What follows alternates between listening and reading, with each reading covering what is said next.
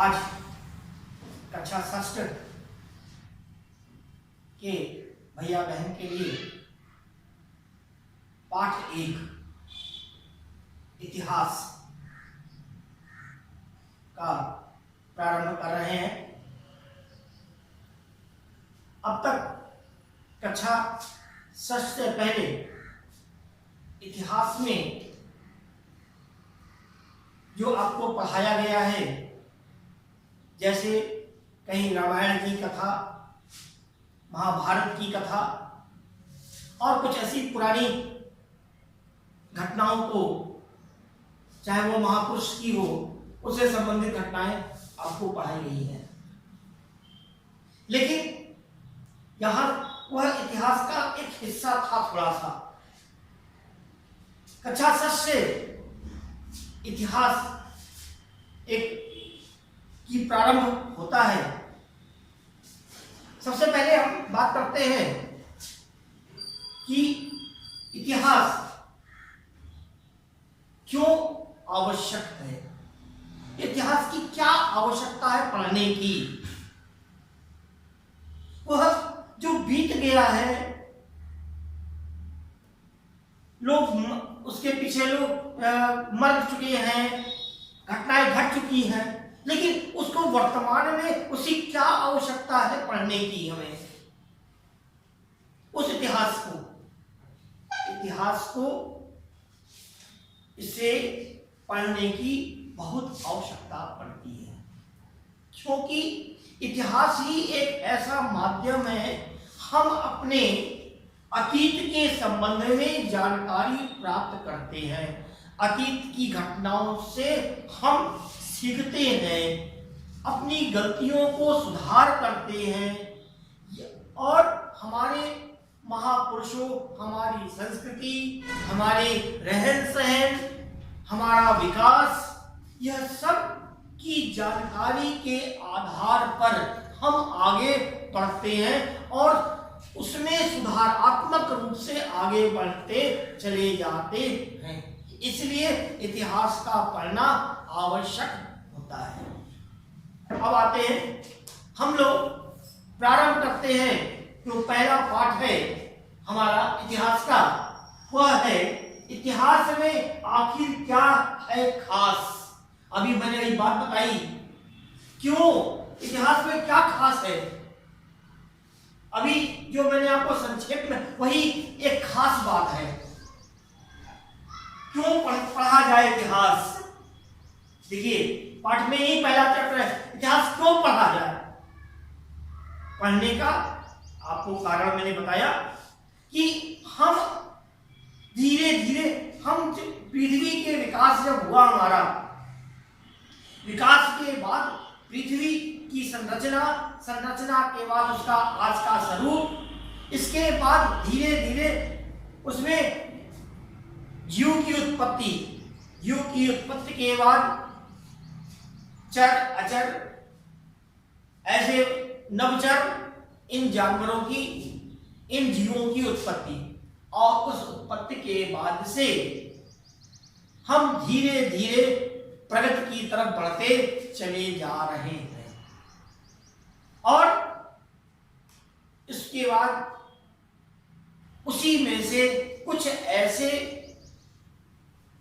जीव से मनुष्य की उत्पत्ति हुई, और उस उत्पत्ति के बाद धीरे धीरे उसका विकास होता गया, और उस विकास में करोड़ों वर्ष लगे, हजारों लाखों वर्ष लगे, तब हम जाके आज हम इस रूप में खड़े हैं।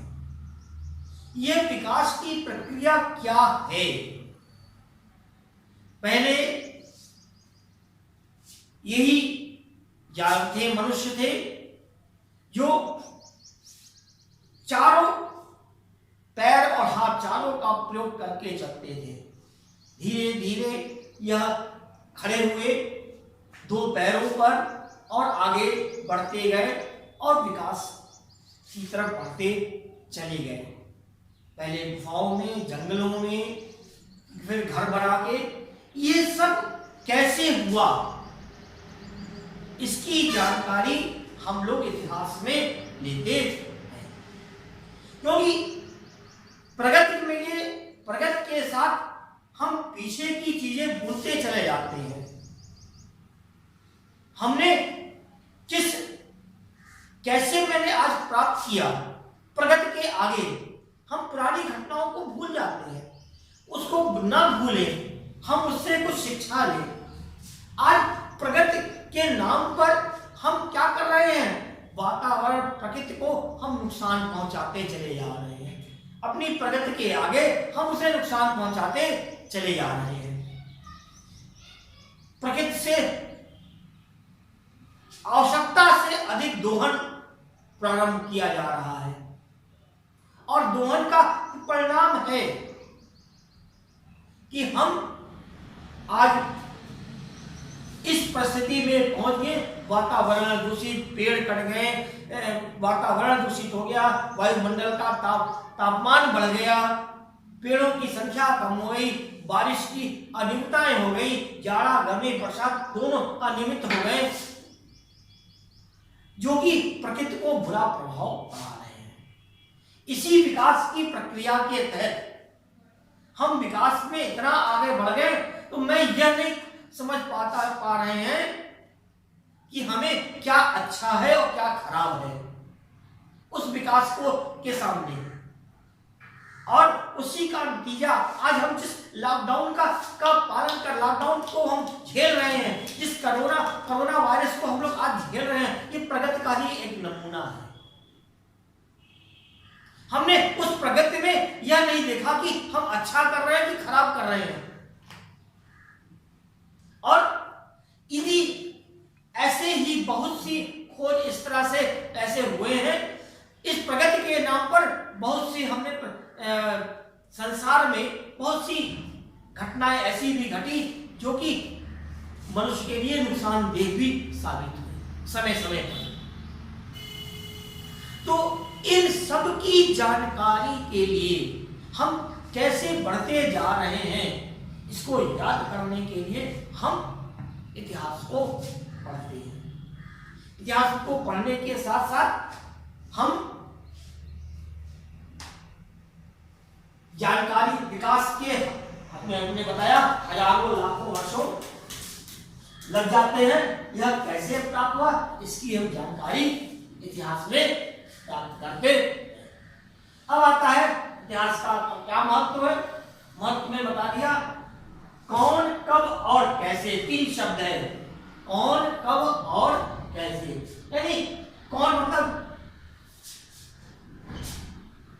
इस संसार में, इस विश्व में कौन कौन लोगों ने विकास में अपना योगदान दिया, और जो कौन कैसे विकास किए, और कब हुआ, यह विकास कब हुआ और कैसे हुआ।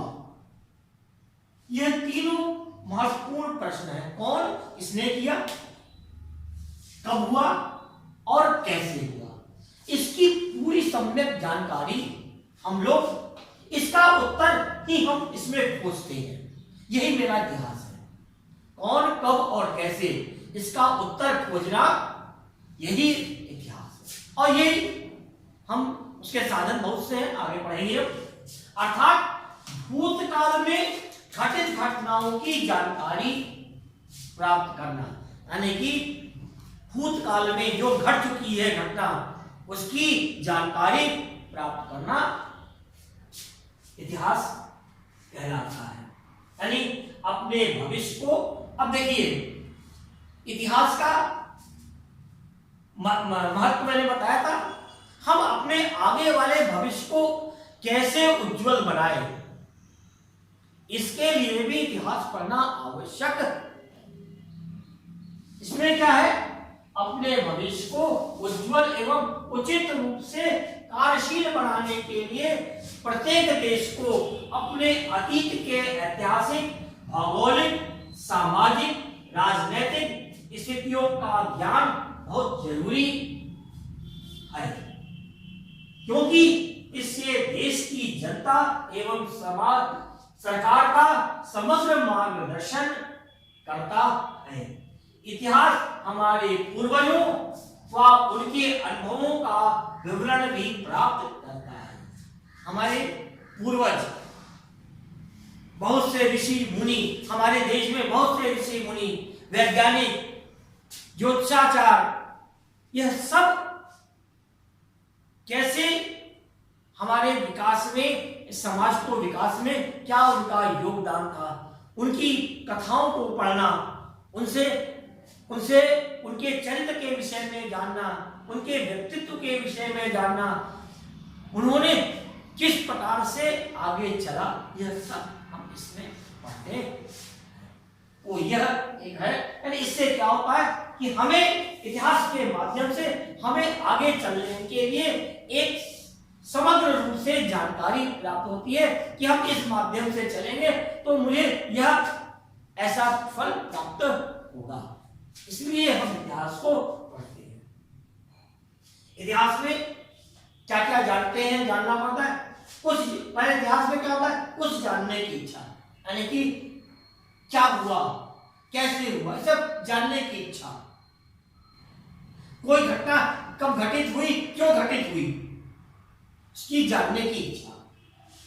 अतीत के प्रेरणा स्रोत, बहुत सी चीजें अतीत में घटित हुई, वो हमारे जीवन के प्रेरणा स्रोत है।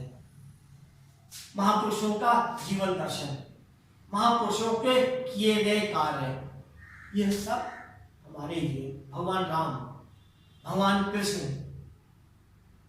आदि के द्वारा इस समाज में नैतिक मूल्यों को प्राप्त करने के लिए उनके द्वारा किए गए कार्य, यह बताते हैं कि हम कैसे, ये सब हमारे प्रेरणा, नई विचारधारा, नई सोच, उनके खोज, उनके द्वारा जो नई खोजें हुई, यह हमारे नई विचारधारा और नई सोच को जन्म करते हैं और ये एक मनोरंजन का साधन भी।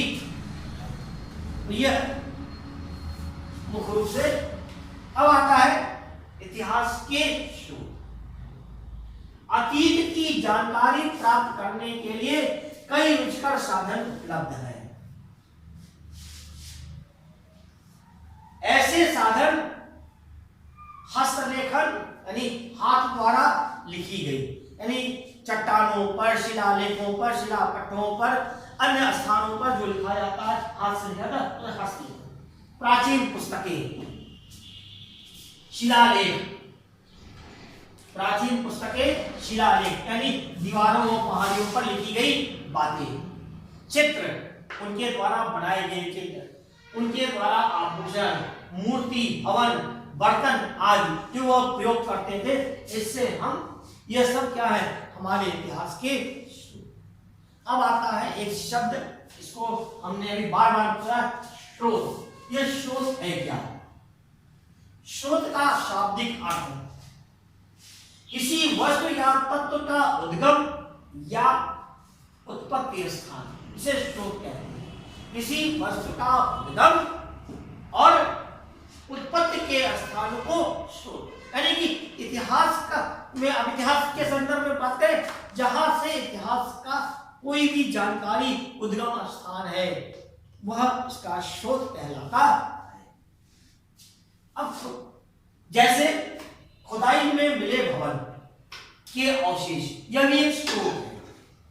सिक्के, यानी उस वक्त के राजा महाराजा द्वारा चलाए गए सिक्के, बर्तन, पत्थर, धातुएं, औजार, मूर्ति, अनेक ऐसी चीजें जिनका हजारों वर्ष पूर्व हमारे पूर्वजों ने उपयोग किया, यह क्या है? यह स्रोत कहलाता है। यानी यह सब हमारे स्रोत हैं, इतिहास के स्रोत, यानी उद्गम स्थान या उत्पत्ति का स्थान, उद्गम स्थान या उत्पत्ति का स्थान, ये क्या है? भवनों के अवशेष, सिक्के, यानी कि राजाओं के द्वारा, उस वक्त के शासकों के द्वारा चलाए गए। इससे क्या होता है? उनके समृद्धि का पता लगता है, उनकी विचारों के विषय में पता लगता है, उनके देवताओं के विषय में पता लगता है, वह उनके मान्यताओं के विषय में पता लगता है, उनके द्वारा उपयोग किए गए बर्तन, पत्थरों, धातुओं के औजारों, मूर्तियां, ये ऐसी चीज इनको हजारों वर्ष प्रयोग किया जाता है, उन्हें शोध कहते हैं। अब आता है शोध के दो भाग हैं। शोध को हम दो हिस्सों में बांटते हैं। पहला, इतिहास के शोध को दो हिस्सों में, पहला है पुरातात्विक शोध, इसके बाद साहित्यिक शोध। यानी कि पुरातात्विक शोध है और दूसरा साहित्यिक शोध है। अब हम आपको सबसे पहले पुरातात्विक शोध के विषय में बताते हैं। इतिहास के स्रोत में पुरातात्विक स्रोत की जानकारी लेंगे। पुरातात्विक स्रोत क्या है हमारे, इसको हम लोग पुरातात्विक स्रोत है, यानी उस वक्त की लिखी गई पांडुलिपि, यानी कि किताबें, जो ग्रंथ लिखे गए थे वो पांडुलिपि कहलाती है। जो ओरिजिनल हाथ से लिखे गए हैं उसको पांडुलिपि कहते हैं, जो कि पुराने समय से जो लिखे जा रहे हैं वो पांडुलिपि। अभिलेख, उस वक्त के लिखे गए शिलापट में किसी पत्थर पर जो चीज लिखा जाता है वह अभिलेख कहलाता है। मुद्राएं, राजाओं द्वारा चलाए गए सिक्के। इसके बाद स्मारक, जो उस वक्त के समय बनी गई इमारतें, मंदिर और जो बहुत सी जो उनकी आवश्यकता की जो पूर्ति करती थी, किला, ये सब स्मारक के रूप में जाने जाते हैं। भवन, रहने किस किला है वह भवन है। मूर्तियां, उस वक्त की जो मूर्तियां हैं, चित्रकला, दीवारों पर बनाए गए, पत्थरों पर बनाए गए, आज स्थानों पर भोजपत्र पर बनाए गए चित्र, यह सब चित्रकला एवं उत्खनन से प्राप्त सामग्री, यानी कि खुदाई से प्राप्त सामग्री, यह सब क्या कहलाती है, पुरातात्विक शोध कहलाती। इसका रहता है स्मारक। उस वक्त जो चीजें बनी थी और वो किसी ना किसी कारण से वह विध्वंस हो गई, टूट गई, जो उसका बचा हुआ हिस्सा जो बचा वह स्मारक कहलाता है। स्मारक में जैसे हड़प्पा, मोहनजोदड़ो, हस्तिनापुर, इंद्रप्रस्थ, ये सब पुराने जो हमारे थे उस वक्त में, वहां से खुदाई के समय जो प्राप्त अवशेष, जो प्राप्त दीवारें और महल जो प्राप्त हुए हैं, यह स्मारक कहलाते हैं। इसी प्रकार हमारे आदि के उत्खनन इत्यादि की झांकियां, ये सब स्मारक में आते हैं। इसके बाद हमारा जो इतिहास है बहुत समृद्धशाली इतिहास था हमारा, चाहे वो शिक्षा के क्षेत्र में हो, चाहे वो कला के क्षेत्र में हो, चाहे वो भवन निर्माण के क्षेत्र में हो, बहुत उत्कृष्ट कला के नमूने हमारे यहाँ मिले हैं। इसमें हमारे यहाँ उस वक्त प्राचीन काल में कुछ ऐसे विश्वविद्यालय थे जो यानी कि जहाँ पर शिक्षा का केंद्र, और वो उस शिक्षा के केंद्र में बहुत दूर विदेश से लोग आया पढ़ा करते थे।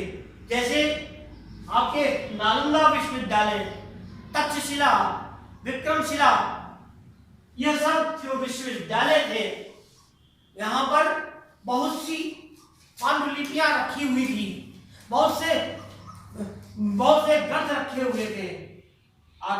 आतंकवादियों ने इसको काफी कुछ नष्ट कर दिया था।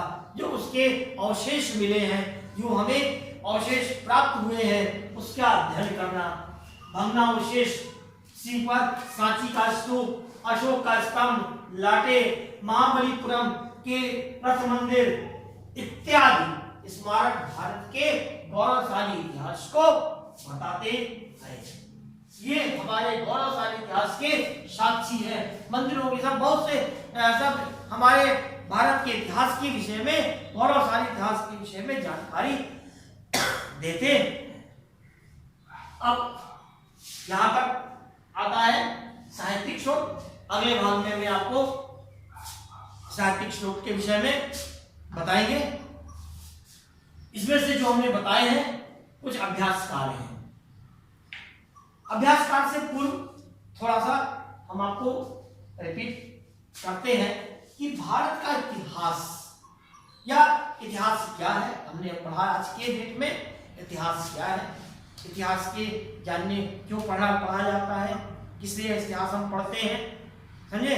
इतिहास का पढ़ने का क्या लाभ है, जब मैंने आपको बताया। इसके बाद उसके गौरवशाली इतिहास के विषय में हम लोग जानकारी करते हैं। इतिहास क्यों, कब और कैसे इसकी क्यों किया जाता है, इसकी जानकारी होती है। इतिहास के माध्यम से हम अपने पुराने जीवन के को हम ना भूलें, जब भी इतिहास में को जाना जाता है। इसके अलावा इतिहास की जानकारी के लिए हम इतिहास में बहुत सी चीजें पढ़ते हैं, जिससे कि हम अपने आगे की जीवन को सुखमय और जीवन को सरल बना सके। पुरानी चीजों को देख के उस घटनाओं को पुनः ना हो, अपनी गलतियों को सुधार करते हुए अपने जीवन को हम आगे बढ़ाएं। इसलिए इतिहास का पढ़ना आवश्यक है। इसके बाद इतिहास के शोध का मतलब उद्गम स्थान, जो वह स्थान जहाँ से हमें इतिहास के विषय में जानकारी मिलती है, उसको इतिहास का शोध कहते हैं। इतिहास के शोध हमारे दो स्रोत हैं, पुरातात्विक शोध और साहित्यिक शोध। पुरातात्विक शोध में जो पांडुलिपि, पुरानी पांडुलिपियां हैं, अभिलेख है, मुद्राएं हैं, स्मारक है, भवन है, मूर्तियां हैं, चित्रकला है, यह सब हमारे के स्रोत है। इसके बाद कुछ हमारे स्मारक जो पुराने समय के जो हमारे नगर हैं, पुराने समय की जो सभ्यताएं हैं, यह हमारे स्मारक के रूप है। ये मोहनजोदड़ो और मोहनजोदड़ो, ये दो हमारी प्राचीन सभ्यताएं हैं। आज से 5000 ईसा पूर्व की सभ्यताएं हैं। अभी आपको बताएंगे ईसा पूर्व और ईसा ईस्वी में क्या अंतर है, ये मैं बताऊंगा कि ईसा पूर्व किसे कहते हैं और ईस्वी क्यों किसे कहते हैं। इसके बाद हमारे बहुत से जो नगर हैं, प्रसिद्ध नगर प्राचीन काल के, उसमें उत्खनन से जो प्राप्त सामग्री, कुछ हमारी क्या नाम है, मंदिर हैं, लाटें हैं, अशोक स्तंभ हैं, स्मारक है, यह सब हमारे गौरवशाली इतिहास के विषय में जानकारी देते हैं। अब आता है अभ्यासकार। इस अभ्यासकार में हम लोग इसे इतिहास किस प्रकार की जानकारी प्राप्त प्रदान करता है, शोध का शाब्दिक अर्थ क्या है, इतिहास के शोध को कितने भागों में बांटा गया, प्राचीन और शेष को अध्ययन करने वालों को क्या कहा जाता है। पहला प्रश्न तो यह है, क्या कहा जाता है, तथा इसके विज्ञान को क्या कहते हैं। ये आपके 4 प्रश्न हैं। इस प्रश्न का उत्तर अपनी कॉपियों में इसके नोट्स तैयार करिएगा। नोट्स तैयार करके इन प्रश्नों के उत्तर दीजिएगा। अगर आपको कोई भी चीजें समझ में नहीं आती हैं, आप इस वीडियो के नीचे एक व्हाट्सएप लिंक दिया हुआ है, उस लिंक पर क्लिक करके उस पर आप अपनी जो भी समस्याएं हैं उसको लिखें, जिसका उत्तर मैं आपको दूंगा, जिससे आपकी समस्या का हल हो सके। और अपने प्रश्न के किताब कॉपी बना के इस पर सारे नोट्स तैयार करें और इस प्रश्नों के उत्तर दें। आगे चल के जब भी विद्यालय खुलेगा, आपके लिए इसी के माध्यम से आपकी परीक्षाओं का मूल्यांकन भी आपका इसी से किया जाएगा। धन्यवाद।